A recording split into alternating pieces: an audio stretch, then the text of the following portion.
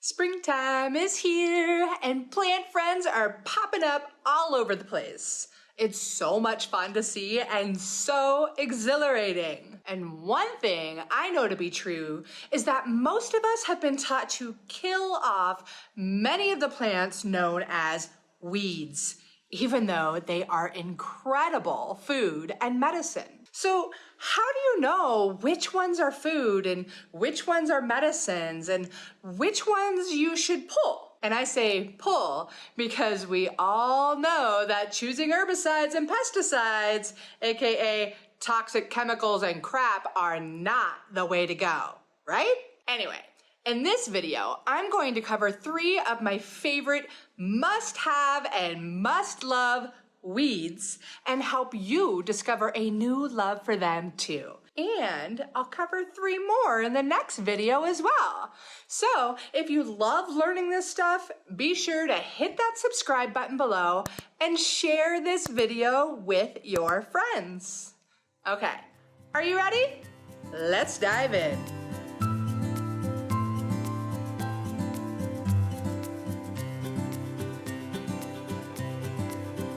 As springtime nears, the garden centers get busy, everybody is ready to plant, and sadly, that aisle in the store is filled with nasty things like Roundup. And as you likely know, that stuff is bad news. Not only is it bad for the health of our planet, it's affecting each and every one of us and our health, even if we aren't the ones spraying that crap ourselves. So how can we shift more people into not using these nasty, toxic chemicals on our lands? Well, one way I'm hoping to help make that happen is by educating people that these are not bad weeds. These plants are food.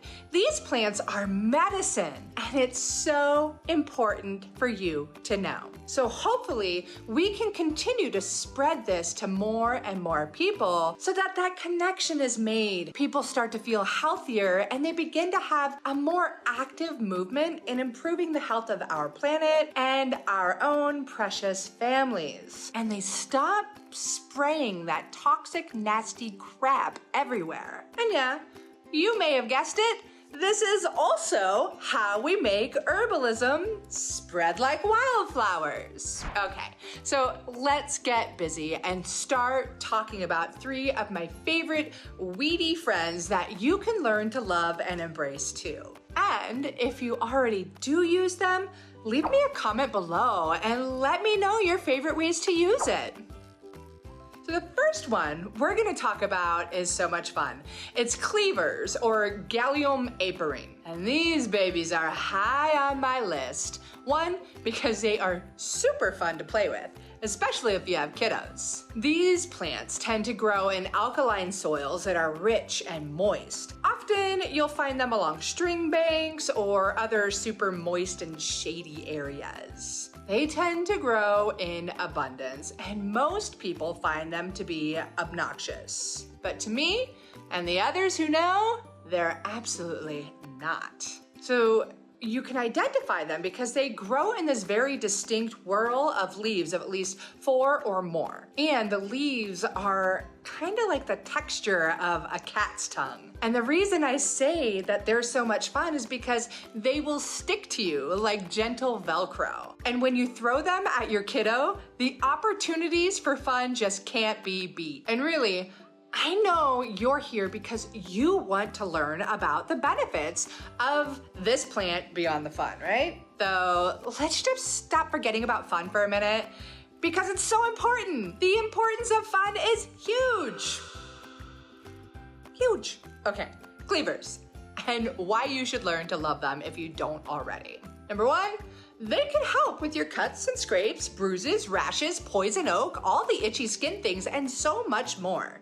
They're what's called a vulnerary herb or a wound healing herb. They've also got anti-inflammatory properties that are so helpful when you use them topically. It's as simple as using some of the fresh plant and you mash it on up, you place it on the affected area, or you can juice it, add a little bit of alcohol to preserve it, and then freeze it in ice cube trays so so that you can have it easily accessible all throughout the year, right when you need it. It can be used to help with eczema, psoriasis, and other inflammatory conditions on the skin, and it also helps to flush out the kidneys, releasing uric acid and ultimately helping to clear the skin, getting rid of those stubborn rashes, and alleviating the pain of those suffering and dealing with gout. It can help with reducing the swelling in hands and feet and the face and other areas that water retention rears its puffy old head. It's what's called a diuretic herb, and it helps to release that water and the extra fluids that are causing the swelling.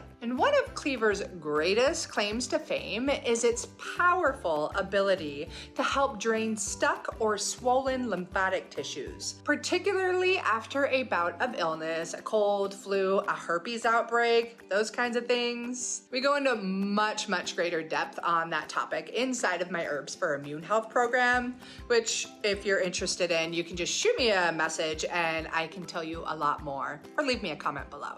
Okay, so let's hop on to the next plant, which is red clover, or Trifolium Pretense. This beautiful yet unloved weed really does deserve your love and attention, especially for us ladies and for the kiddos, because it's a really fun and yummy sweet treat. I love to gather it with my daughter and pluck the tiny little flower pieces and sip them or nibble on them because they taste like sweet honey almost. And they're pretty too. Oh, and let's not forget the bees. They love them too. And fortunately, this red clover stuff grows all over the place.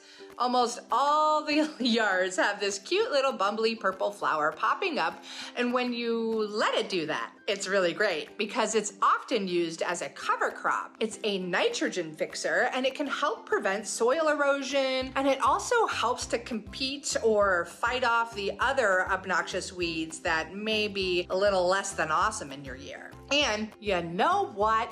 It's bursting with bountiful medicine too. I love to use it because it enhances circulation to the brain. It was one of the ingredients in my Where Is My Mind tea just for that reason. So it's going to help in decreasing memory loss or confusion, particularly for the elderly, and it improves overall mental alertness, which I don't know about you, but I could most definitely use. Red clover is also a nice lymphatic herb, which can be super helpful when it's time to clear out toxins from your body, which, yes, it's a springtime thing, and it's a great time to think about clearing the toxins out of your body. Red clover can help with sore throats. It will ease or suppress a cough while also helping to get rid of like stuck phlegmy gunk that can be left behind when you're sick. And it's loaded with beneficial vitamins and nutrients like beta-carotene, vitamin C, calcium, chromium, magnesium, phosphorus, potassium, and bunches of other great nutrients that our bodies need. And don't forget, they are super duper yummy. So you can grab a little bit of them and you just like pluck that flower and savor the sweetness. And for the more mature ladies in the house, it can be a great helper when it comes to those hot flashes, and it can reduce them.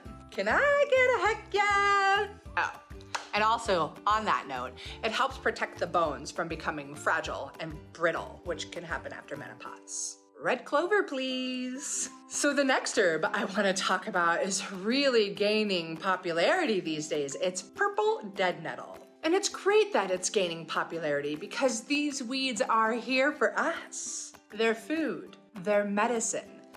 Well, as long as we're not poisoning our earth in order to get rid of them, right?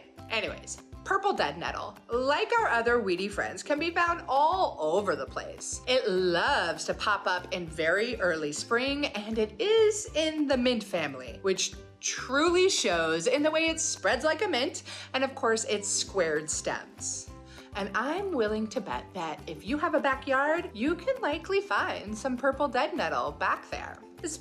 abundant plant is quite a delight with its pretty little purplish pink flowers. And of course, it's even more delightful when you learn that it can be used as food and medicine. So this nutrient-dense wild little weed is fantastic to add to your spring salads, your soups, your smoothies, or whatever, really. It's jam-packed with beneficial vitamins and nutrients like vitamin C, A, and K, iron, calcium, magnesium, manganese, and fiber. And yes, when you talk about nutrients, you can dance too.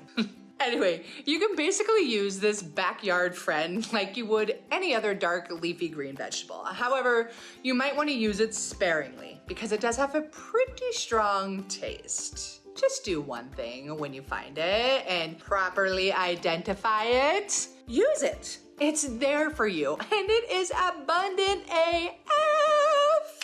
And of course, not only does it act like a food, it's also medicine. It can be used as a poultice for various skin conditions from minor burns, cuts, or scrapes. You can use the fresh plant all mashed up and place it on the skin or make yourself an herbal salve to make it last a lot longer throughout the year. Its antimicrobial properties make it a great first aid plant. And purple dead nettle tea is also known to help those that are dealing with seasonal allergies. How about that? It pops up for you right when the allergies do. It's almost as if it's meant to be there when you need it. And the more you discover plant medicines and explore this world, you'll find these fascinating intricacies of the plants and the ways they're there for you. And like one of my favorite quotes, I think I learned it from United Plant Savers. I'm not sure whose quote it is exactly, but I always think of Rosemary Gladstar saying it.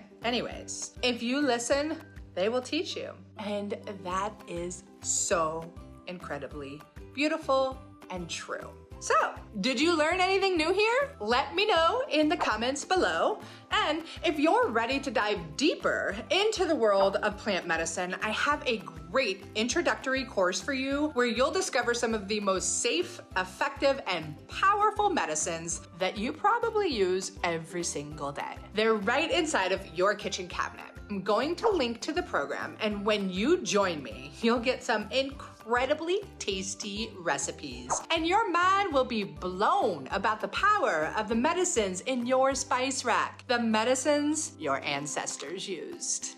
You can check out that class through the links down below. And be sure to catch me for the next video, and we'll dish some more dirt on your backyard weeds. Your backyard medicine. And don't forget to subscribe and share this with your friends so that together we can make herbalism spread like wildflowers. Thank you.